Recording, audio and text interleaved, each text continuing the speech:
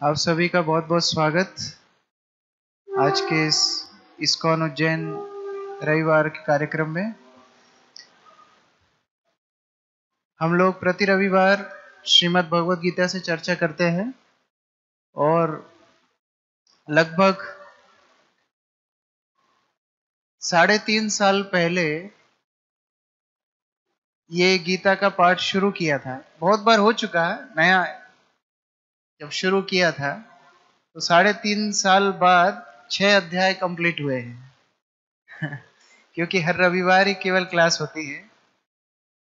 तो प्रथम 6 अध्याय गीता के हम लोग क्रमबद्ध रूप में प्रति श्लोक पाठ करते हुए पूर्ण कर चुके हैं और अभी हम सप्तम अध्याय में प्रवेश करने जा रहे हैं। सप्तम अध्याय का नाम है भगवत ज्ञान। गीता में कितने अध्याय हैं? 18 अध्याय। ये 18 अध्याय 3 भाग में विभाजित है।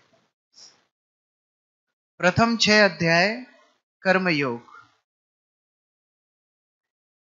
बीच के मध्य 6 अध्याय 7 से 12 इनका नाम है भक्ति योग और 13 से 18 ज्ञान योग। कर्म, हम लोग भारतवर्ष में प्राय बचपन से ही कर्म के बारे में सब लोग जानते हैं।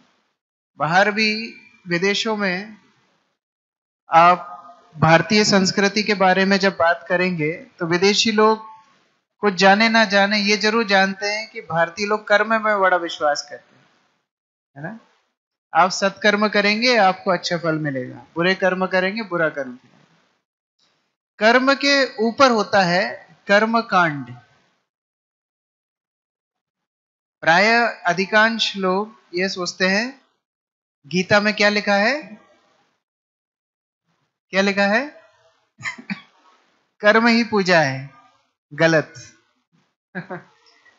कर्म के ऊपर क्या है? कर्म कांड। मान लो मच्छर का कर्म है आपको काटना, क्या ये पूजा है? हाँ? आतंकवादी का कर्म है लोगों को मारना, क्या ये पूजा है? चोर का कर्म है चोरी करना, क्या ये पूजा है? तो वहां डेफिनेशन फेल हो जाती है। कर्म के ऊपर आता है कर्म कांड। कर्म कांड का क्या अर्थ है? कर्म कांड। माइक है एक और? माइक माता जी को माइक, सुजाता माता जी।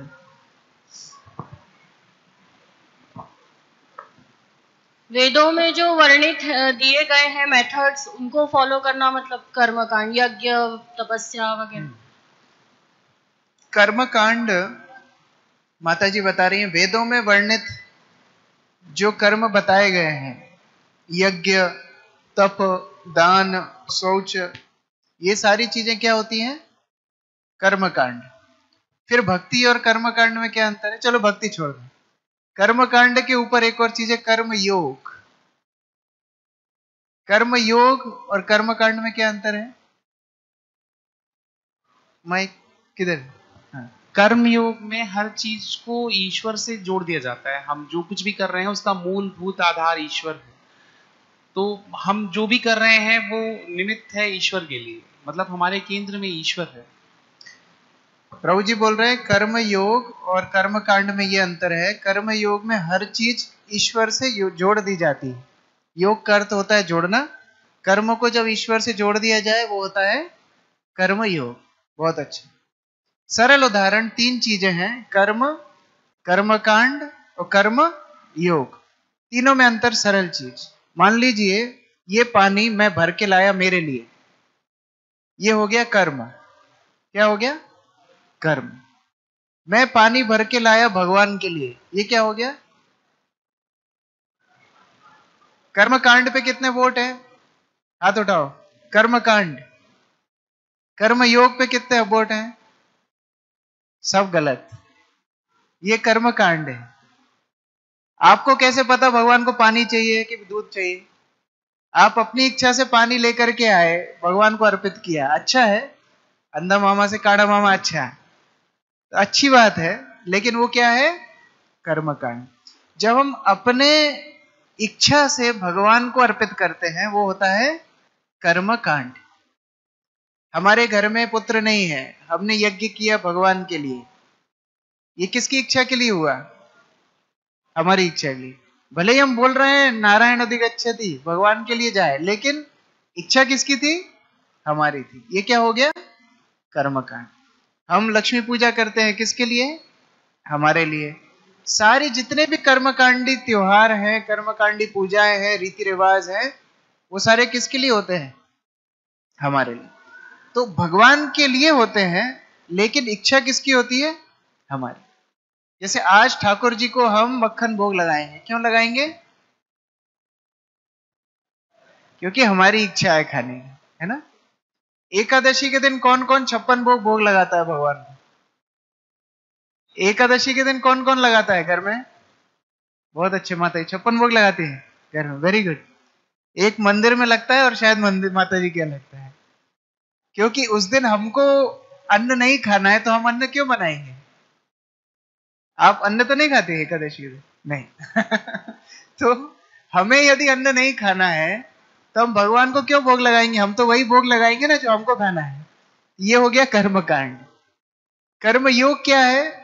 जो भगवान चाहते हैं वो है कर्मयोग। गीता में कर्म की तिरस्कार किया गया है, कर्म को तिरस्कार किया गया है, कर्मकांड को भी तिरस्कार किया गया है, कर्म योग की प्रशंसा की गई है। लोग तीनों में अंतर नहीं जानते, क्या बोलते हैं? कर्म ही पूजा है। ये हमारा दुर्भाग्य है कि हम गीता नहीं पढ़ते। प्रथम 6 अध्याय कर्मयोग सिखाते हैं और उन 6 अध्यायों का समापन होता है 6वें अध्याय के 47वें श्लोक पर। योगिनाम अपि सर्वेशाम मद्गतिनांतरात्मना। किधर गया? भगवान बोलते हैं समस्त योगियों में से जो योगी अत्यंत श्रद्धा पूर्वक मेरे परायण है, अपने अंतःकरण में मेरे विषय में सोचता है और मेरी दिव्य प्रेमा भक्ति करता है, वह योग से मुझे परम आंतरिक रूप में युक्त रहता है, सबों में सर्वोच्च है, यही मेरा मत है। भगवान का मत क्या है? जो व्यक्ति भगवान से आंतरिक रूप से संबंधित है, यानी कि युक्त है, यानी कि कर्मयोग की परिकाष्ठा क्या है? जहां भक्त भगवान के लिए सब कुछ करता है, उसका उठना बैठना, चलना फिरना, कार्यक्षेत्र में प्रगति, परिवार, सब कुछ में प्रगति, जो कुछ है वो क्या है? कृष्ण के लिए। वो क्या है? कर्मयोग की परिकाष्ठा है। अब प्रश्न ये आता है, भगवान यहां बोल रहे हैं मेरी दिव्य प्रेम भक्ति में संलग्न रहो, मेरे ऊपर श्रद्धा रखो। श्रद्धा तो उसके ऊपर रखेंगे जिसके बारे में कुछ पता हो। मान लीजिए आपको कोई फॉरेन कंट्री जाना है, पहली बार आप विदेश जा रहे हैं भारत से, और आपको वीजा, पासपोर्ट, टिकट, इटिनरी सब कुछ बनवाना है। क्या किसी भी व्यक्ति से बनवाएंगे? जान पहचान के व्यक्ति से करवाएंगे। किसके ऊपर विश्वास रखना आसान है? जिसको हम जानते हैं। प्रथम 6 अध्यायों में भगवान अपनी पहचान अभी तक बताए ही नहीं। अभी किसकी पहचान बताए? प्रथम 6 अध्यायों में आपकी पहचान बताए।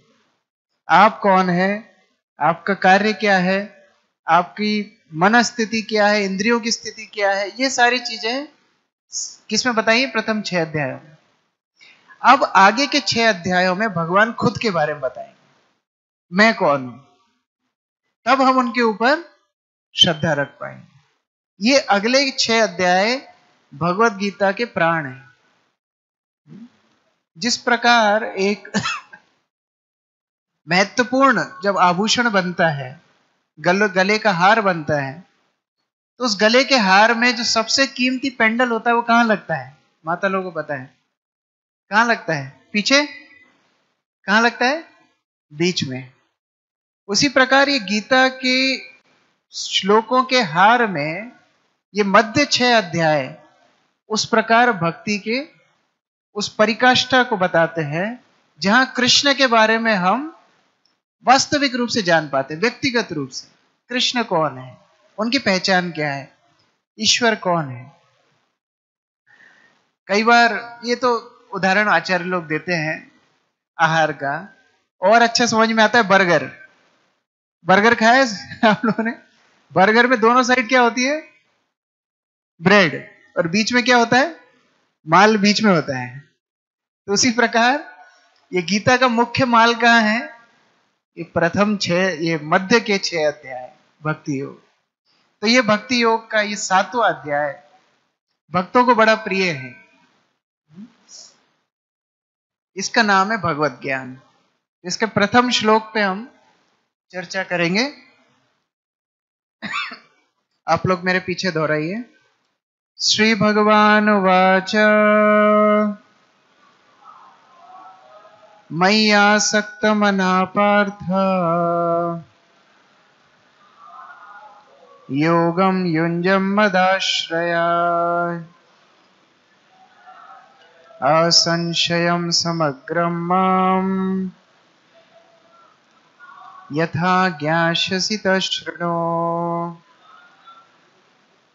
मय्यासक्तमना पार्थ योगं युञ्जं मदाश्रया असंशयं समग्रं मां यथा ज्ञास्यसि तच्छृणु। श्री भगवान उवाच मय्यासक्तमना पार्थ योगं युञ्जं मदाश्रया असंशयं समग्रं मां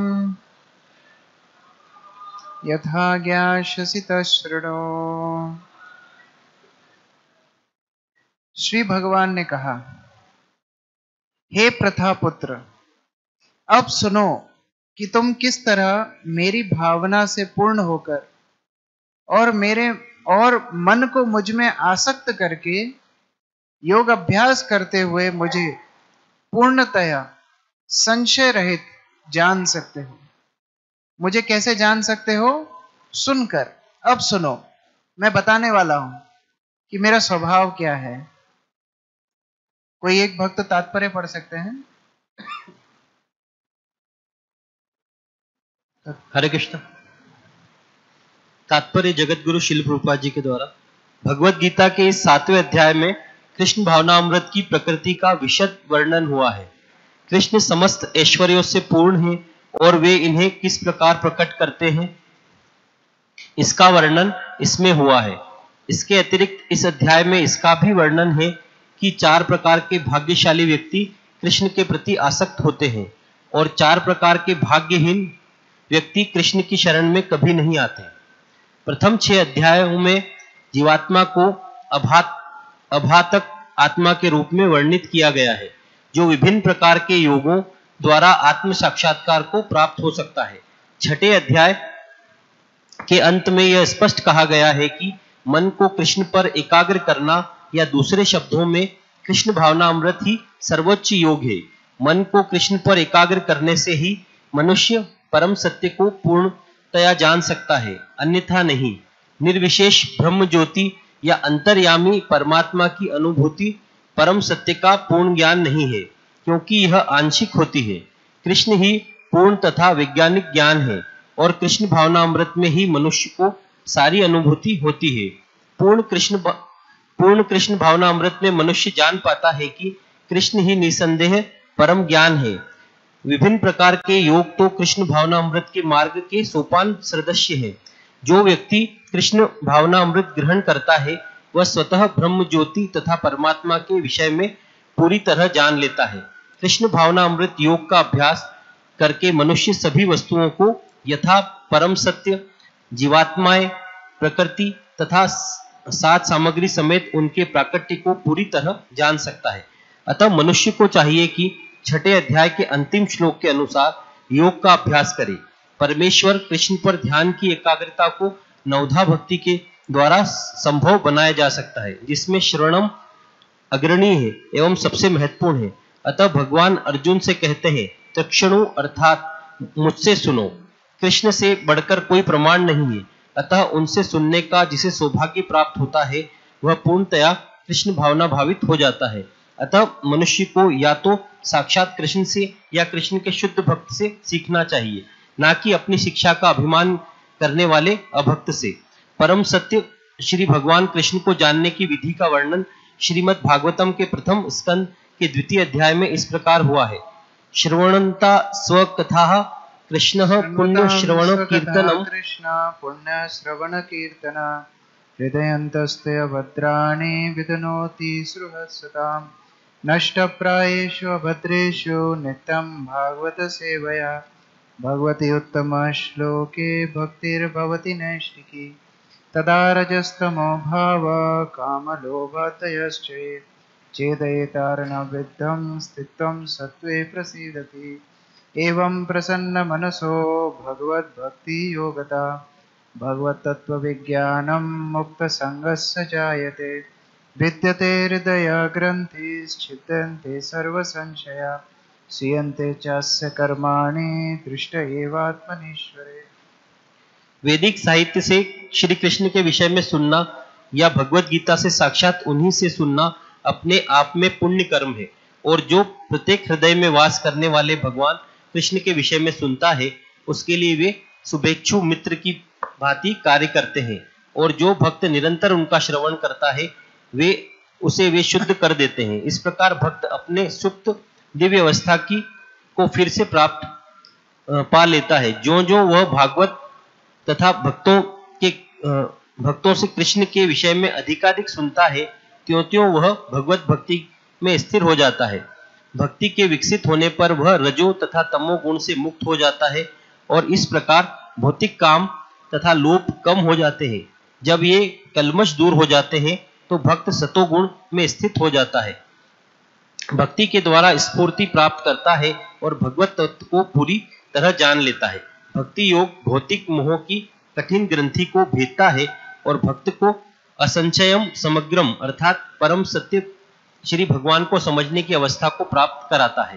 भागवतम 1:2-17-21। अतः कृष्ण को से या कृष्ण भावना भावित भक्तों के मुखों से सुनकर ही कृष्ण तत्व को जाना जा सकता है। हरे कृष्ण। तो ये बहुत ही महत्वपूर्ण श्लोक है। इस्कॉन के संस्थापक आचार्य श्रील प्रभुपाद ने इस श्लोक के ऊपर 2 दर्जन से ज्यादा प्रवचन दिए एक ही श्लोक के ऊपर। बहुत ही महत्वपूर्ण, सबसे ज्यादा प्रवचन इसी श्लोक के ऊपर दिए। इस श्लोक में सबसे महत्वपूर्ण बात क्या है, इसके ऊपर थोड़ा ध्यान दीजिए। भक्ति की 9 विधियां हैं, श्रवणम कीर्तनम विष्णु स्मरणम पाद सेवनम, इस तरह 9 भक्ति है। इन सब में सबसे ज्यादा महत्वपूर्ण भक्ति की कौन सी पंथा है? श्रवण। क्यों है? सबसे महत्वपूर्ण क्यों है?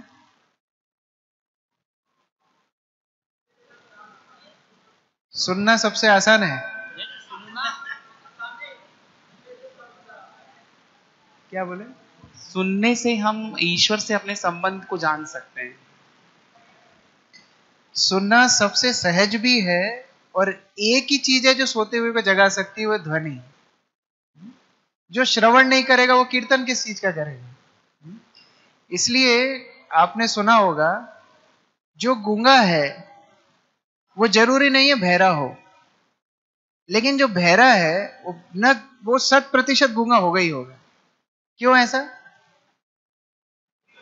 जब उसने कभी कुछ सुना ही नहीं तो बोलेगा कैसे? तो उसी प्रकार से जिस व्यक्ति ने श्रवण नहीं किया वह व्यक्ति कीर्तन स्मरण इत्यादि कुछ भी नहीं कर सकता। और इस श्रवण के माध्यम से, इस श्लोक में तात्पर्य प्रभुपाद जी बता रहे हैं, इस श्रवण के माध्यम से क्या होता है, हमारे हृदय की शुद्धिकरण होता है। श्रृण्वताम स्वकथा कृष्ण पुण्य श्रवण कीर्तन।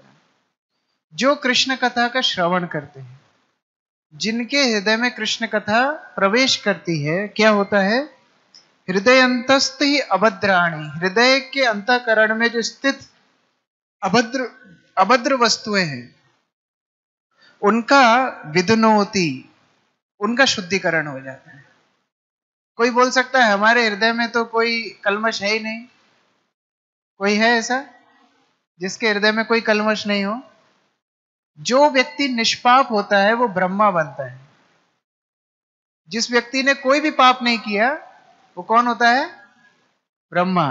तो यदि कोई व्यक्ति बोले ना हमने तो अपने जीवन में कोई पाप किया ही नहीं, तो उसको पूछना आपके 4 सिर दिखाओ, आप कहाँ हो? शास्त्र में लिखा है जिसने कोई पाप नहीं किया वो कौन बनता है? ब्रह्मा बन जाता है। लेकिन मुश्किल क्या है, वो ब्रह्मा जी के अंदर भी भौतिक वासनाएं आने की संभावना रहती है। भौतिक वासनाओं से फिर भी कोई मुक्त नहीं। ये वासनाएं शास्त्र में आचार्य लोग बताते हैं, जैसे कभी कभी आपने देखा होगा पहाड़ों के ऊपर वृक्ष उगते हैं। देखा है आपने? पहाड़ों के ऊपर वृक्ष उगते हैं। उनको मिट्टी कहां से मिलती है? पानी कहां से मिलता है? क्या पत्थर के अंदर पानी होता है? पानी कहां से मिलता है?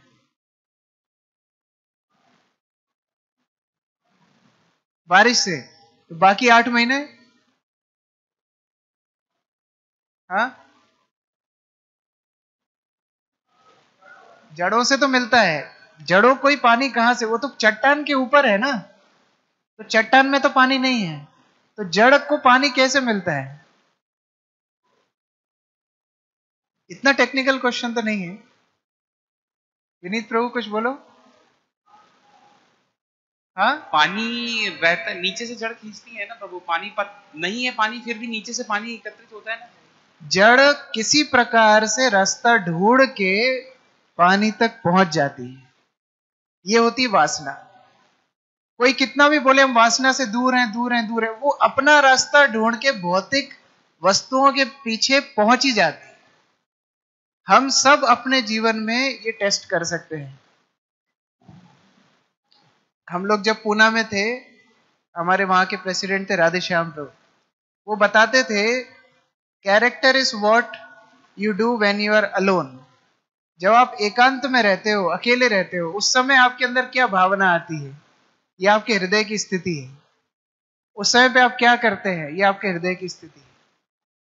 वासनाएं इस प्रकार से व्यक्ति के अंदर आ जाती है, और इन वासनाओं से छूटना बड़ा मुश्किल होता है। भक्ति में आने के बाद भी अलग प्रकार की वासनाएं आती है।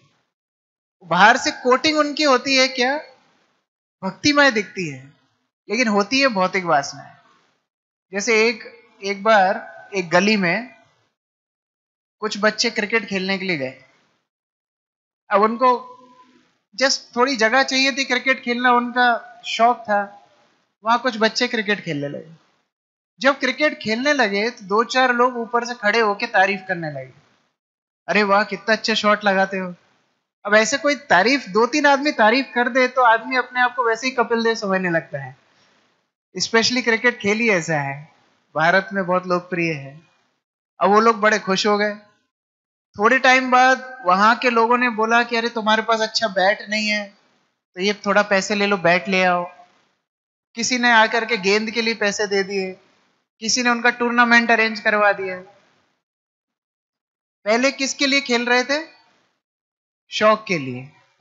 अभी क्या हो गया, फंडिंग मिल गई, अभी टूर्नामेंट होने लगा। एक दिन गली के लोगों ने बोला अरे ये तो सिर पे ही चढ़ गए सब लोग, ना एग्जाम देखते बच्चों का ना कुछ, पूरे दिन खेलते रहते हैं, इनको फंडिंग बंद कर दो। फंडिंग बंद कर दी। अब ये सारे बच्चे चिल्लाने लगे, अरे हमारा कोई सम्मान नहीं है, हमें कोई फंडिंग नहीं करता, जाओ तुम्हारा मोहल्ला छोड़ के हम जा रहे हैं, दूसरी जगह चले जाएंगे। किसका घाटा हुआ? किसका घाटा हुआ? कॉलोनी का घाटा हुआ, इनका ही घाटा हुआ। ठीक उसी प्रकार से हमारे भक्ति जीवन में होता है। जब नए नए भक्ति में आते हैं तो सचमुच भक्ति करने आते हैं। नाम जप हमको अच्छा लगता है, कीर्तन हमको अच्छा लगता है, कथा सुनना हमको अच्छा लगता है। हम अप्रैल की गर्मी में भी मंदिर में बैठ के कथा सुनते हैं। बाद में क्या होता है, कोई कूलर लगा देता है, कोई बोल देता है बहुत अच्छा भजन गाते हैं, कोई बोल देता है अरे वाह आपने इतनी गीता डिस्ट्रीब्यूट की, कोई बोल देता है प्रभु जी फलाने प्रभु जी का बर्थडे है, प्रभु जी ने आज प्रसाद स्पॉन्सर किया है, 3 बार हरि बोल हरि बोल हरि बोल। और बाद में क्या होता है, जिस दिन कूलर नहीं मिलेगा उस दिन गायब। जिस दिन प्रसाद स्पॉन्सर किया और हरि बोल नहीं हुआ उस दिन हमारा मुंह हनुमान जी जैसा हो जाएगा। ये भक्ति में बाधा है, ये वासना है। इन वासनाओं, ये अभद्र चीज है, ये हृदय में अभद्र चीज हमारे सिंचित कर रहे हो। भक्ति निर्मल हृदय से होती है, निर्मल हृदय से। भगवान सरल हैं, निर्मल हैं, उनको सरल लोग पसंद आते हैं। उस प्रकार की अभद्र चीजें किसके समान है?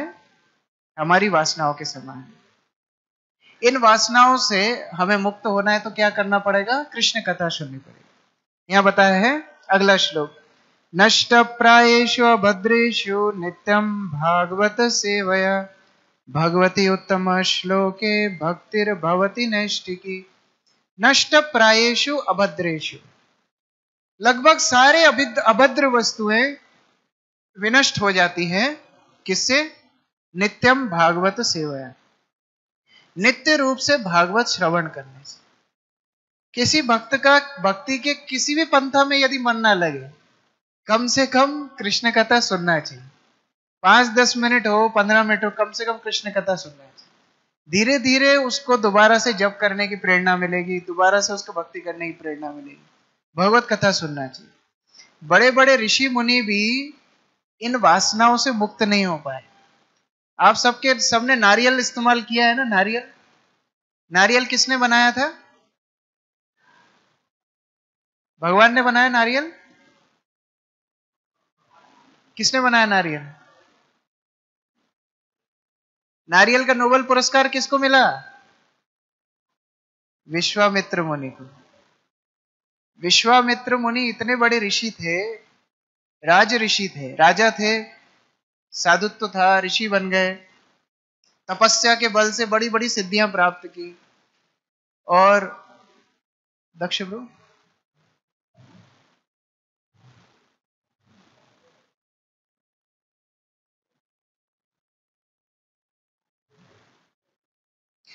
तो बड़े बड़े साधु विश्वामित्र मुनि बड़ी बड़ी सिद्धियां प्राप्त कर चुके थे।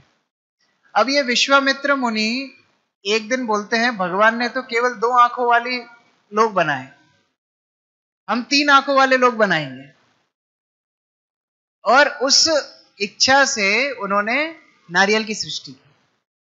और उन्होंने बोला कि हम अपनी अलग प्रकृति बनाएंगे, अलग प्लैनेट बनाएंगे। उधर ये 3 आंखों वाले और दाढ़ी वाली जो नारियल के जैसे मुख वाले लोग रहेंगे। इस प्रकार वो सृष्टि करने लगे। इसी के बीच में किसी ने उनको बोला, आप राज ऋषि हैं। राज ऋषि से बड़ा कौन होता है? ब्रह्म ऋषि। ब्रह्म ऋषि कौन है? वशिष्ठ ब्रह्म ऋषि है। यदि वो आपको ब्रह्म ऋषि बोल देंगे तो हम सब मान लेंगे आप ब्रह्म ऋषि। अब वासना आ गई। ये नारियल नारियल कैसे रह गया वो कहानी बता रहा हूं मैं आपको। आज 3 आंख वाले भी घूम रहे होते हैं हमारे आसपास। तपस्या कैसे भंग हो गई? अब वासना आ गई। क्या वासना आ गई? राज ऋषि से क्या बनना है? ब्रह्म ऋषि बनना है। देखो, एक किसान ने फसल कट रही थी और लगभग 20-25 लेबर बुलाई फसल काटने के लिए। और फसल काट रहे थे लोग, उसी बीच में उसको लगा कि आज रात में बारिश होगी, तो एक काम करते हैं, आज शाम तक ही फसल काट के ढक देते हैं तिरपाल से। तो उसने लगभग 3-4 बजे के आसपास दोपहर में और लेबर बुला ली। अब एक्स्ट्रा लेबर आ गई, काम पूर्ण हो गया। शाम को किसान बड़ा खुश हो गया, सबको बोनस दे दिया। तो जो सुबह से काम कर रहे थे वो बड़े नाराज हो गए। क्यों नाराज हो गए? उनको जितना पैसा मिलना था उससे ज्यादा ही मिला, बोनस भी मिला, लेकिन वो नाराज क्यों हो गए? बोले जो लेट आए उनको क्यों बोनस दिया? हम सुबह से लगे थे, ये लोग लेट आए, इनको क्यों बोनस दिया? प्रॉब्लम ये नहीं हमारे पास कितना है, प्रॉब्लम ये दूसरे के पास कैसे पहुंच गया ज्यादा। अब विश्वामित्र मुनि उस भावना से वशिष्ठ का अनित करने के लिए तैयार हुए। 100 पुत्र वशिष्ठ के थे। 100 के 100 पुत्रों को विश्वामित्र ने मार दिया, हत्या कर दी 100 पुत्रों। और 100 पुत्रों की हत्या करने के बाद भी एक दिन विश्वामित्र ने संकल्प किया कि हम वशिष्ठ मुनि को भी मार दें, ना रहेगा बांस ना बजेगी बांसुरी। जब ब्रह्म ऋषि नहीं रहेगा तो राज ऋषि अपने आप बड़ा हो जाएगा। ये इस तरह वासनाएं बड़े बड़े सत्पुरुषों के हृदय में भी आ जाती। पहुंच गए कहां पर? वशिष्ठ के आश्रम में। जब वो आश्रम में प्रवेश करते हैं, दूर से देखते हैं वशिष्ठ मुनि और उनकी पत्नी दोनों बैठ करके बात कर रहे हैं आपस में। वशिष्ठ मुनि की पत्नी बोलती है कि आज प्रकृति कितने सुंदर वातावरण को बिखेर रही है, कितनी शीतल हवाएं चल रही हैं, कितनी माधुरिमा है, कितनी मतलब हमारे हृदय को इतनी मधुरता, इतना संतोष कैसे मिल रहा है आज। तो वशिष्ठ मुनि क्या बोलते हैं? बोलते हैं क्योंकि इस जंगल में विश्वामित्र मुनि जैसे महान राजा, महान राज ऋषि, महान साधु तप करते हैं, इसलिए आपको शीतलता मिल रही है। देखो, जिसने 100 पुत्रों को मारा उसके लिए ऐसा डायलॉग हम बोल पाएंगे? कभी नहीं बोल पाएंगे। और ऐसा नहीं है कि कैमरा चल रहा था वहां पर कि वशिष्ठ मुनि को किसी को सुनाना था, ऐसा नहीं। पत्नी से इस तरह बात कर, ये बात सुन के विश्वामित्र के हाथ से तलवार छूट गई। जिस तलवार को मारने के लिए आए थे, तलवार छूट गई। वशिष्ठ मुनि की पत्नी सुनती, अरे हमारे आश्रम में तलवार की आवाज, ये कौन आया, किसके हाथ से तलवार छूट गई? वशिष्ठ मुनि बोलते हैं जिसके हाथ से तलवार छूट गई अब वो ब्रह्म ऋषि हो गया, वो राज ऋषि नहीं, वो ब्रह्म ऋषि हो गया। उसने वासना छोड़ दी। तो ये वासनाओं से मुक्त होना बड़े बड़े ऋषियों के लिए भी इतना कठिन चीज है, लेकिन हमारे लिए सहज कैसे हो जाएगा? यदि हमें भगवान की कथा सुनने में रुचि आ जाए। देखिए, मान लीजिए आपका घर अभी नया नया बना है और सारा कचरा फैला हुआ है, पैकिंग सब खुली हुई है, कुछ भी अस्त व्यस्त, सब अस्त व्यस्त, कुछ जमा नहीं है। इतने में कोई मेहमान घर में आ जाता है, आपको कैसा लगता है? आप बोलते हैं अरे अरे क्षमा कर दीजिए, अभी हमारा घर सब फैला हुआ है। वो क्या बोलते हैं? कोई बात नहीं, कोई बात नहीं, सबका घर ऐसे ही होता है। इस तरह 2-4 बात करके चले जाते हैं। लेकिन मान लीजिए आपका प्रिय मित्र हो, वो घर पे आए और आपका घर फैला हो, वो क्या करेगा? क्या वो भी इस तरह बात करके चला जाएगा? वो क्या करेगा? आपकी सफाई में मदद करेगा। कृष्ण है सुहृदम सर्वभूतान, वो हमारे हृदय में बैठे हुए सबसे घनिष्ठ मित्र हैं। बहुत सारे शास्त्र ये बताएंगे, देखो तुम्हारे अंदर काम है, तुम्हारे अंदर क्रोध है, तुम्हारे अंदर लोभ है, और सबके अंदर है, चिंता मत करो। उससे क्या लाभ है? लेकिन हमारे प्रिय मित्र कौन है? कृष्ण। वो क्या बोलते हैं अर्जुन को? मयि आसक्त मना पार्थ योगम युंजम मदाश्रय।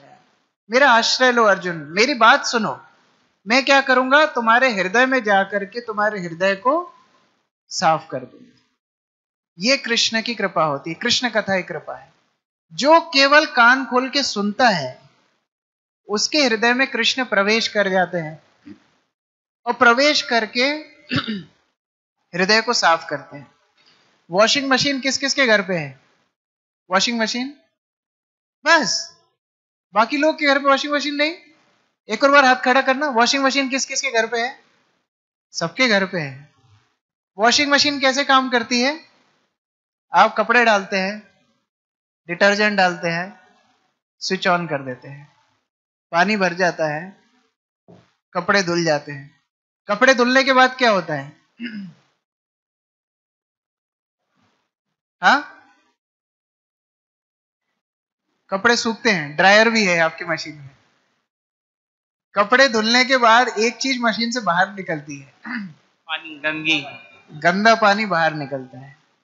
जब भगवान कृष्ण कथा के माध्यम से हृदय में जाते हैं, हृदय को साफ करते हैं, उस भक्त के आंखों से अश्रु निकलते हैं, वह शुद्धिकरण का लक्षण है। जब भगवान का दर्शन करते समय, भगवान का नाम जप करते समय, कथा सुनते समय इस प्रकार का भाव आए, इसका मतलब है हार्ट अभी, हृदय अभी शुद्ध हो रहा है। लेकिन जिसका सुन सुन के भी कुछ नहीं हो रहा है, इसका मतलब क्या है? बहुत ज्यादा गंदगी है, बहुत ही ज्यादा गंदगी। उसको कृष्ण कथा ज्यादा सुनना है, जितना ज्यादा सुनेंगे उतना हृदय साफ होगा। कोई कोई भक्त होते हैं थोड़ा जप करते हैं, कृष्ण के प्रति भाव उनके उमड़ने लगते हैं। कई लोग सालों साल जप करते हैं लेकिन कुछ नहीं होता है। इसका मतलब क्या है? हृदय में ग्रंथियां बड़ी बन गई है। क्या बोल रहे हैं यहाँ पर? भिद्यते हृदय ग्रंथि छिद्यन्ते सर्व संशय। ये ग्रंथियां जब बंध जाती हैं, कई बार गठान इतनी, आप लोग सामान खरीद के लाए बिग बाजार वगैरह से, कई बार इस प्रकार गठान लग जाती है कि खुलती नहीं है, तो क्या करते हैं आप? हाँ, कैंची से काट देते हैं। उस तरह भिद्यते हृदय ग्रंथि, भिद्यते, इसको काटना पड़ता है, ये खुलती नहीं है अपने आप से, इसको कृष्ण कथा के माध्यम से काटना पड़ता है। लेकिन सुनने में और केवल सुनने में क्या अंतर होता है? श्रवण और सुनना। सुनना मतलब प्रभु जी सुन के उसको आत्मसात करना, मतलब कुछ समझना, सुना उसको। और सुनना मतलब केवल सुना और निकाल दिया। केवल सुना और निकाल लिया। भगवान ने दो कान दिए हैं, एक एंट्री एक एग्जिट। एक कान से सुन के दूसरे कान से निकाल देना। इस पे एक प्रश्न है प्रभु जी कि ज्ञान हर जगह है, मतलब भारत में गीताएं हैं, इतनी सारी गीता अलग अलग की पब्लिश हैं और इतने ग्रंथ हैं, नेट पे भी डालो तो पूरा भागवत ही खुल जाएगा। मतलब एक ज्ञान को खुद से पढ़ना, एक संतों के मुख से सुनना।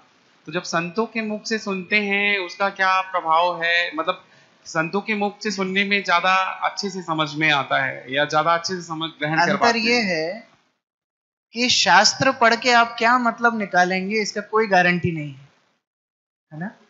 लेकिन संतों के मुख से क्या सुनेंगे वो आपके कान पकड़ लेंगे, नहीं ये तो नहीं बताया था, कुछ और ही कर रहा है। ये अंतर है। इसलिए संतों से सुनना ज्यादा श्रेयस्कर है। लेकिन सुनना और केवल सुनने में अंतर क्या है? मान लो माता ने पुत्र को बोला, बेटा एक गिलास पानी ले आओ। बोलता मम्मी सुन लिया। बेटा एक गिलास पानी ले आओ, मुझे प्यास लगी। सुन तो रहा हूं, सुन लिया। क्या सुना? सुनने का मतलब है वो काम करना।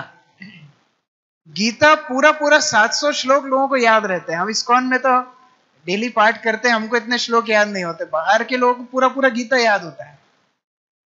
लेकिन जब पालन करने की बारी आती है, ठंडन गोपाल, कुछ याद नहीं होता है।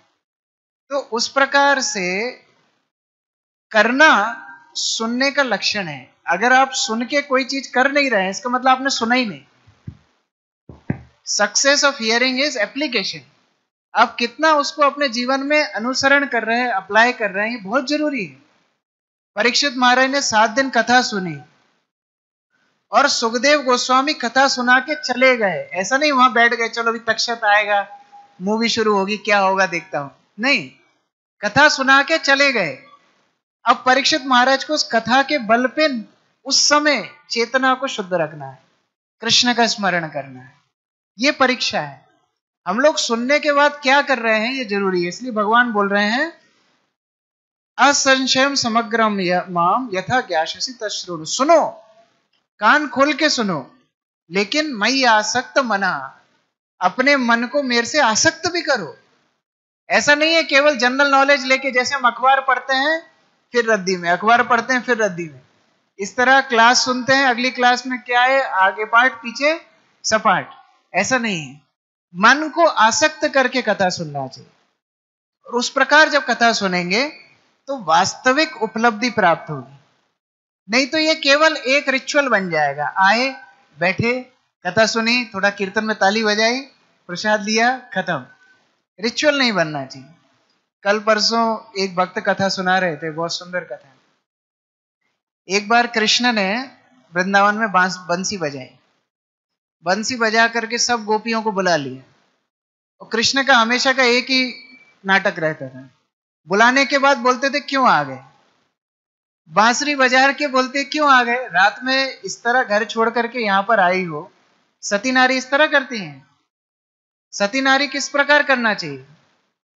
सती नारी को पति के लिए सब कुछ छोड़ देना चाहिए। और कृष्ण एक कहानी बताते हैं, पौराणिक कथा। कृष्ण बोलते हैं एक बार एक ब्राह्मण यज्ञ कर रहे थे और यज्ञ करते करते बड़े थक गए, तो थक करके पत्नी की गोदी में जाकर के सो गए। अब पत्नी बिल्कुल सीधा बैठी है, पति लेटे हैं, पत्नी बैठी है, गहरी नींद में ये सो गया। इतने में पत्नी देखती है कि उनका बच्चा खेलते खेलते वो यज्ञ की अग्नि के पास जा रहा है। ये अंदर से चिल्लाना चाहती है, लेकिन कृष्ण सुना रहे हैं एग्जाम्पल, बोले अंदर से ये पत्नी चिल्लाना चाहती है, लेकिन पति उठ ना जाए इसलिए चुपचाप रहती है। उसके देखते देखते उसका पुत्र अग्नि में प्रवेश कर जाता है। इस स्थिति में भी वो हिलती नहीं है, लेकिन माता माता है, उसकी आंखों से आंसू तो निकल गए, उस आंसू को तो नहीं रोक सकती। वो आंसू पति के ऊपर गिरते हैं। पति उठता है, अरे क्या हो गया? बोलती देखो हमारा पुत्र उधर चला गया, चित्कार करके रोने लगती है। पति भाग करके यज्ञ के पास जाता है, देखता है बच्चा तो आग में खेल रहा था। तो पति बोलता है देखा हमारे यज्ञ बल की अग्नि की पवित्रता देखी, बच्चा जला नहीं। अग्निदेव स्वयं प्रकट होकर बोलते हैं बेटा तुम्हारा कुछ नहीं है, ये तुम्हारी पत्नी की जो पतिव्रता है, ये व्रत के कारण तुम्हारा बच्चा जला नहीं। तो कृष्ण बोल रहे हैं देखो ये पत्नी इतनी पतिव्रता होना चाहिए, तुम लोग अपने पति को छोड़ के यहां पर पे आ गए। गोपियां बोलती हो गई तुम्हारी कहानी, अभी हमारी कहानी सुनो, अभी हमारी बारी। एक बार एक पत्नी और पति दोनों रहते थे। पति एक बार बोलता है मैं व्यापार के लिए बाहर जाना चाहता हूं। पत्नी बोलती है आप जब तक नहीं खाएंगे मैं तो खाती नहीं हूं, तो आपके बिना मैं कैसे खाऊंगी? आप बाहर चले जाएंगे तो मैं तो भूखी रह जाऊंगी। तो पति बोलता है एक काम करो मेरा फोटो रख लो, मेरा फोटो रखो, उसको पहले भोग लगाना फिर खा ले। पत्नी ने शुरू कर दिया, सुबह शाम दोपहर ऑफरिंग शुरू, घंटी बजा के पहले ऑफरिंग होती फिर पत्नी खाती। पति का काम जल्दी खत्म हो गया, पति जल्दी घर वापस आ गया। अब उस टाइम पे ऑफरिंग चल रही थी, अब घंटी बजा करके पत्नी ऑफरिंग कर रही है और वहां पति पीछे से चिल्ला रहे अरे मुझे भूख लगी खाना। तो बोले नहीं नहीं शांत, ऑफरिंग चल, पहले ऑफरिंग उसके बाद खाना। तो कृष्ण गोपियां पूछती हैं क्या बोलते हो, इस तरह पत्नी पतिव्रता है? कृष्ण बोलते नहीं नहीं, जब साक्षात पति सामने है तो फोटो का क्या प्रयोजन है? बोले वही तो हम आपको बोल रहे हैं, आप हैं पूर्ण पुरुष, सबके पति कौन है? आप हैं। तुम्हें वो माता च पिता, तुम्हें सारे बंधु पति सब कुछ तो आप हैं। तो आप जब सामने हैं तो ये लोकल पति का क्या करेंगे हम, इसकी जरूरत नहीं है हमको। तो उस प्रकार रीति रिवाज तब तक मायने नहीं रखेंगे जब तक हम उनको समझ के अपने जीवन में अप्लाई नहीं करेंगे। तो सुनना है लेकिन सुन के जीवन में अपनाना है। इसलिए भगवान यहां पर बोल रहे हैं तश्रुणु, अर्जुन ध्यान से सुनो। ध्यान से क्यों सुनो? क्योंकि आगे तुम्हें इसको अपने जीवन में अमल करना है, इसलिए ध्यान से सुनो। उस प्रकार भावना से भगवान यहां पर अर्जुन को आश्रय लेने के लिए बोल रहे हैं। मेरा आश्रय लेकर के ये जीवन में तुम जो प्राप्त करना चाहते हो वो वास्तविक में प्राप्त कर पाओगे। प्रहलाद महाराज जब अपने स्कूल से वापस आए तो उनके पिता हिरण्यकश्यप ने उनसे बहुत अच्छी बात पूछी कि तुम तो बड़ा सुनते हो, आश्रम में बड़ा सीखते होगे, हम तो मारकाट लूटपाट करते रहते हैं, हम तो इतना कुछ सुनते नहीं है, तुमने बड़ा सीखा होगा, क्या अच्छा सीखा बताओ। प्रहलाद महाराज क्या बोलते हैं, दक्ष प्रभु क्या बोलते हैं, तत्साधु मन्ने असुरवर देहिनाम। साधु मन्ने, मैं अच्छी चीज ये सीखा हूं। हिरण्यकश्यप बोले अच्छी चीज क्या सीखे हो? प्रहलाद महाराज बोले मैं ये अच्छी चीज सीखा हूं, ये असुरों में श्रेष्ठ, आप असुरों में श्रेष्ठ हैं। ये बात सुन के डाकुओं का जो राजा होता है ना, उसको ये सुनने में अच्छा लगता है, डाकुओं में श्रेष्ठ। ऐसे ही प्रहलाद महाराज अपने पिता बोल रहे हैं असुरों में श्रेष्ठ, और हिरण्यकश्यप और भी खुश हो गया। हाँ, क्या अच्छी बात सीख करके आए कि आप गृह अंधकूपम, एक अंधेरे कुएं में गिर गए जिसका नाम है घर, उसको छोड़ करके वन में चले जाइए और हरि का आश्रय ले लीजिए। ये बात सुन के हिरण्यकश्यप को बड़ा गुस्सा आया, उठा करके प्रहलाद को षण्डमर को दे दिया कि अरे क्या क्या सिखा करके लेकर के आ रहे हो। षण्ड और कमर को पूछते भैया तेरे को सिखाया किसने, ये सिखाया किसने, हमने तो कभी सिखाया नहीं। प्रहलाद महाराज में बहुत अच्छी बात बोलते हैं। प्रहलाद महाराज बोलते हैं जिस तरह चुंबक लोहे को स्वतः आकर्षित करती है, लोहे को प्रीचिंग नहीं करनी पड़ती, गीता क्लास नहीं देनी पड़ती। लोहा स्वतः चुंबक के प्रति आकर्षित होकर खींचा चला जाता है। उसी प्रकार जीवात्मा का कृष्ण के प्रति आकर्षण स्वतः है, सहज है, स्वाभाविक है। तो षंड और कमर को एक क्वेश्चन आता है। क्या क्वेश्चन आता है? क्या क्वेश्चन आना चाहिए? इतनी बात समझ में आई सबको? मैग्नेट वाला एग्जांपल समझ में आया? षंड और अमर को एक क्वेश्चन आता है। क्या क्वेश्चन आता है? कौन बताएगा? उसके लिए स्पेशल गिफ्ट। षंड और अमर को क्या क्वेश्चन आना चाहिए? माइक तो पीछे। ये ज्ञान आपको कैसे प्राप्त हुआ? मतलब वो तो उनने क्वेश्चन पूछे। ये बात सुनने के बाद उनको ऐसा आएगा कि हम भी तो जीवात्मा है, फिर हम आकर्षित क्यों नहीं भगवान? Very good. अश्विन प्रभु के लिए गिफ्ट रेडी रखना है। हम भी तो जीवात्मा है, हमारा क्यों नहीं आकर्षण हो रहा है? ये प्रश्न आपके हृदय में नहीं है? प्रहलाद महाराज का यदि कृष्ण कथा सुन के स्वतः आकर्षण हो गया, हमारा क्यों नहीं है? हमारे लोहे में लग गई जंग। ये जंग है अनर्थ, काम क्रोध लोभ मद मोह मत्सर। ये आकर्षण करने ही नहीं देते। कृष्ण तो सर्वाकर्षक है, हमारे लोहे में जंग लग गई है। तो अभी इस लोहे को हमको कृष्ण कथा के माध्यम से साफ करना। जितना ज्यादा कृष्ण कथा सुनेंगे उतना ज्यादा ये चित्त की शुद्धि होगी।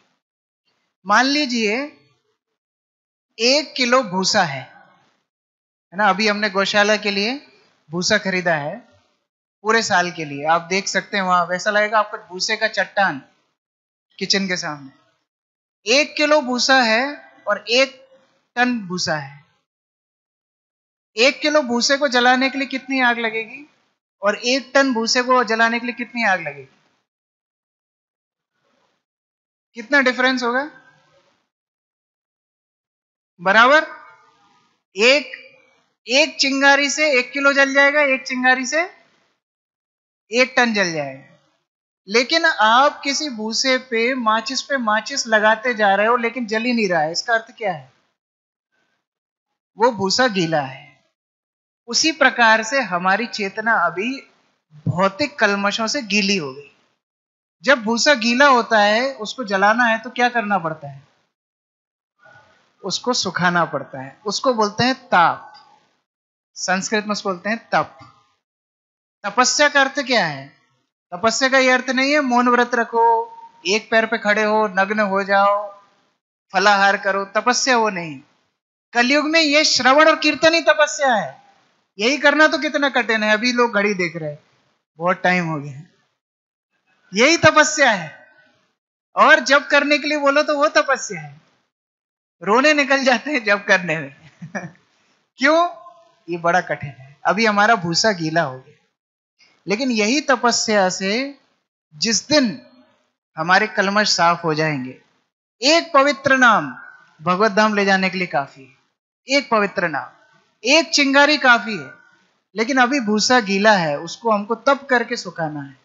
इसलिए भगवान यहां बोल रहे हैं श्रृणु, सुनो, ध्यान से सुनो, आसक्त करके, मन दे करके।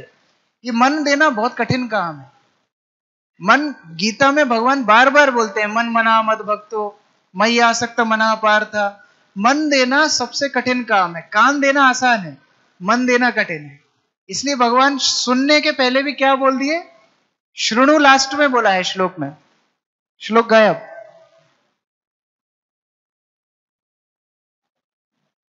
ये हटाओ। हाँ, श्रृणु, तश्रृणु कहां बोला है? लास्ट में। पहले क्या बोला है? मयि आसक्त मना। पहले अपना मन दो, उसके बाद आगे बात करेंगे। तो उस प्रकार मन दे करके भगवान की भक्ति करना बहुत आवश्यक है। गीता का ये 7वां अध्याय बहुत जरूरी है। हमारे परम आराध्य गुरु महाराज बोलते थे ये अध्याय सबको याद करना चाहिए। हमने भी जोश जोश में तब हाथ उठा दिया था, हम भी याद करेंगे। आधा याद किया, फिर आगे याद ही नहीं होगा। लेकिन प्रयास करना चाहिए। 7वां अध्याय सब लोगों को याद करने का प्रयास करना चाहिए। भक्ति योग की शुरुआत है। इसमें भगवान आगे बताएंगे कि मैं कौन हूं, मेरा अस्तित्व क्या, मेरी विभूतियां क्या है, कैसे लोग मेरी शरण में आते हैं, कैसे लोग मेरी शरण में नहीं आते हैं। सारी बातें इस 7वें अध्याय में है। तो आप इसको घर जा करके ध्यान से पढ़ने का प्रयास कीजिए। हमारी यहाँ कक्षा का मुख्य उद्देश्य होता है आपकी रुचि बढ़ाना। एक सप्ताह में 1 घंटे में हम गीता कवर नहीं कर सकते, लेकिन आपकी रुचि बढ़ा सकते हैं जिससे आप घर जा करके प्रयास करें, गीता पढ़ करके लाभ उठाएं। हरे कृष्ण। भगवत गीता यथारूप की, जगत गुरु श्रील प्रभुपाद की, समवेत भक्त वृंद की, निताई गौर प्रेमानंदे हरे। किसी का कोई प्रश्न है? पूछ सकते हैं। कोई प्रश्न या कोई कुछ पॉइंट शेयर करना चाहते हैं? माइक का है?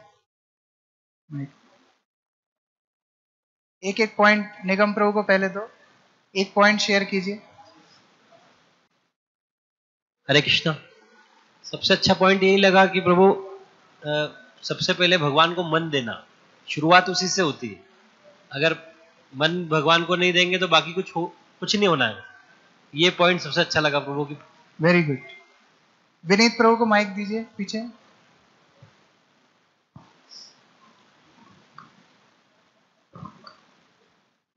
हरे कृष्णा प्रभु जी।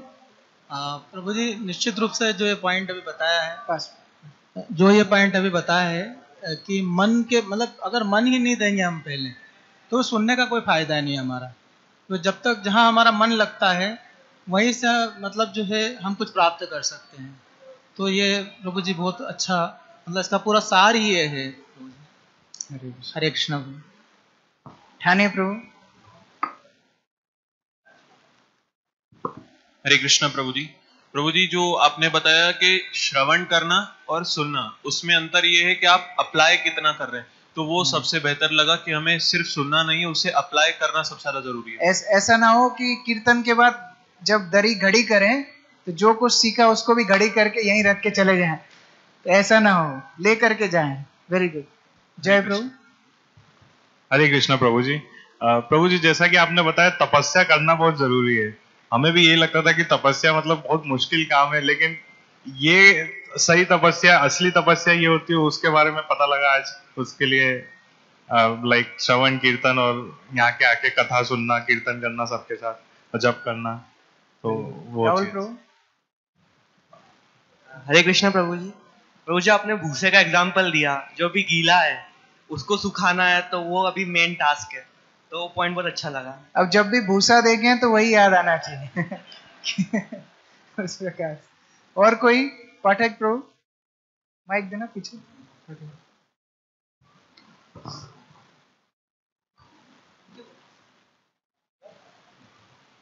पाठक प्रभु के बाद तिवारी प्रभु जी। पतिव्रता नारी के बारे में जो उसकी शक्ति और सामर्थ्य बताया वो एक अविस्मरणीय है, बहुत अच्छी लगा। लेकिन वास्तविक पतिव्रता कौन है? ये तो कहानी का मुख्य उद्देश्य था। वास्तविक पतिव्रता वही है जो भगवान कृष्ण के प्रति समर्पित रहे, हाँ, और अपनी भक्ति के प्रति पूर्ण समर्पित रहे। Very good. एक बार वृंदावन में ये कृष्ण का अभिनय चल रहा था। कृष्ण के सिर में दर्द हो गया बहुत तेज, और इतनी तेज दर्द हो गया कोई भी वैद्य कुछ भी नहीं कर पा रहा है। उस समय एक साधु पुरुष बोलते हैं कि अगर एक पतिव्रता नारी पानी ला करके कृष्ण को पिला देगी तो कृष्ण का सिर दर्द ठीक हो जाएगा। अब सब लोग बोलने लगे पतिव्रता नारी कौन है, ढूंढने लगे। अच्छा, उस समय राधा रानी को सब लोग बोलते थे ये तो पतिव्रता नहीं है, क्योंकि इसका पति कोई और है और लगे ये कृष्ण के प्रति आ सकते हैं।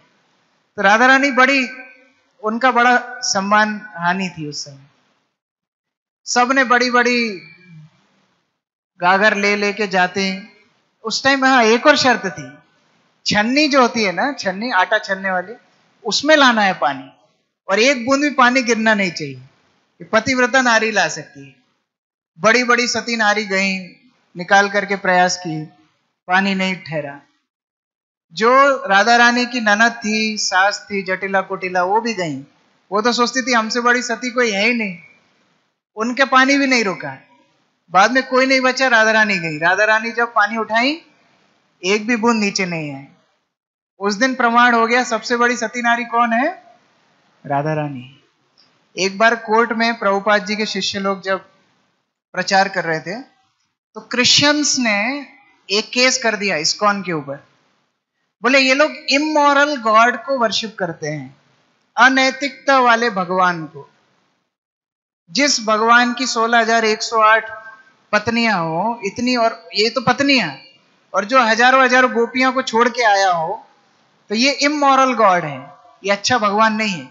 ऐसे भगवान को ये लोग पूजा करते हैं, इनका रिलीजन बंद कर देना चाहिए। ऐसा एक कोर्ट केस लगा था, लोगों को कुछ काम नहीं होता क्या करेंगे, तो इस तरह एक कोर्ट केस चल रहा था। तो वहां भक्त लोग गए, एक साइड भक्त लोग खड़े हैं, एक साइड क्रिश्चियन नन्स खड़ी है, सिस्टर्स, वो लोग खड़ी है। तो जब वार्तालाप चल रही थी तो एक पॉइंट पे भक्त लोग बोलते हैं, ये जो क्रिश्चियन नन्स होती हैं, सिस्टर्स होती हैं, वो जब अपनी शपथ लेती हैं तो क्या बोलती हैं, किसी को मालूम है क्या बोलती हैं? हम लोग ईसा मसीह से विवाह करते हैं, हम और किसी से विवाह नहीं करेंगे, हमारा ईसा मसीह से हमारा विवाह हो गया। तो बोले आपके ईसा मसीह जब लाखों नन से शादी कर सकते हैं, तो हमारे भगवान 16,108 से शादी नहीं कर सकते। हमारे भगवान है पूर्ण पुरुषोत्तम, सभी लोग प्रकृति है, चाहे पुरुष हो चाहे महिला हो, सब लोग किसकी संपत्ति है? कृष्ण की संपत्ति। तो उस प्रकार भावना से भगवान सबके स्वामी है। ये जिसने समझ लिया है वो पतिव्रता है। बाकी लोग तो वो फोटो की पूजा कर रहे हैं, पति असली खड़ा ही है, मदन मोहन। उस प्रकार। और कोई माता जी से कोई पॉइंट शेयर करना चाहते हैं? एक आध पॉइंट। तिवारी प्रभु रह गए ना? हरे कृष्णा प्रभु। देखिए इस श्लोक में प्रभु भगवान श्री कृष्ण जो कह रहे हैं कि एक तो मेरी भावना से आप युक्त हुई है, दूसरा आसक्त तो मुझ में आसक्त हुई है, और तीसरा है कि आप संशय रहित। तो ये तीनों चीजें आम आदमी को भगवान खुद सिखा रहे हैं, खुद सिखाए। हाँ, कि आप एक तो, जबकि अर्जुन उस तरह का योग्य वो भी थे, हम लोग तो उतने योग्य नहीं है, लेकिन भगवान स्वयं इसको गाइड कर रहे हैं कि इस तरीके से आप अगर करेंगे तो आप मुझे पा पाएंगे। बहुत अच्छा पॉइंट अनिल तिवारी प्रभु ने मुझे याद दिलाया। असंशय, संशय रहित। हम लोग टूथपेस्ट खरीदते हैं, उसके ऊपर संशय होता है? कभी डाउट होता है असली है कि नकली? नहीं, कोलगेट का है, कोलगेट के ऊपर ज्यादा विश्वास है, भगवान के ऊपर विश्वास नहीं है। ये हमारी मुश्किल है। असंशय, भगवान बोल रहे संशय रहित होके मेरे पास आओ, मैं तुम्हारा हितैषी हूं। उस प्रकार भगवान गीता में बताया। माताओं की साइड से एक आध पॉइंट कोई शेयर करना चाहते हैं? माइक, माता जी को माइक देना। इधर इधर पहली रो में। हरे कृष्ण प्रभु जी। जैसे आपने बताया कि भगवान के दर्शन करके अश्रुपात होता है तो शुद्ध हो रहा है हृदय, ये आपने बताया। तो स्मरण होते हैं, ऐसा नहीं कि जैसे दर्शन करते हुए ही या रास्ते में कहीं पर भी जाते हुए, जैसे मैं अपना अनुभव बता रही हूँ कि मुझे अश्रुपात बहुत होता है। भगवान का दर्शन करते हुए दिन थोड़ी देर में जहां स्मरण होता है वहीं अश्रुपात होता है। तो कोई कहता है कि आपका हृदय मतलब अश्रुपात होता है तो मतलब हृदय गंदा होता है, तो इसलिए अश्रुपात होता है, उससे शुद्ध हो जाएगा। दोनों ही बात है, दोनों ही बात है। जितना वॉशिंग मशीन चलेगी उतना ही तो निकालेगी, तो वो तो एक बात है। लेकिन एक और बात से सावधान रहना चाहिए, इस प्रकार कृत्रिम रूप से नहीं होना चाहिए जी। कई बार खाली मशीन से भी पानी निकलता है अंदर कुछ है ही नहीं जी, उस प्रकार नहीं, स्वतः स्मृति आना चाहिए नहीं। लेकिन अनुभव अच्छा लगता है, हृदय में शांति मिलती, मतलब अच्छा लगता है। बहुत अच्छा, थैंक यू। और कोई? ठीक है, अभी माता जी अभी हम लोग एक भजन गाएंगे और भजन के बाद कीर्तन, उसके बाद प्रसाद। हरे कृष्ण। जगत गुरु श्रील प्रभुपाद की जय। समवेत भक्त वृंद की जय। श्री श्री राधा मदन मोहन कृष्ण बलराम गौर निताय की जय।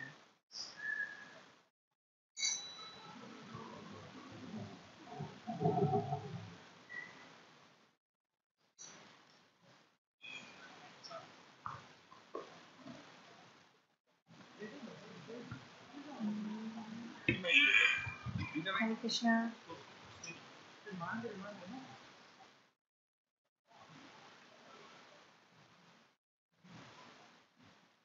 संजय को ये हरे कृष्णा।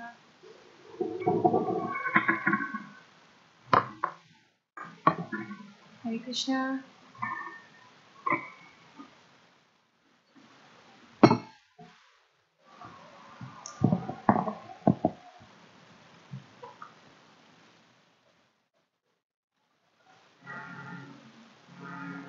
हरे कृष्णा। आप सभी लोग मेरे पीछे पीछे रिपीट कीजिएगा।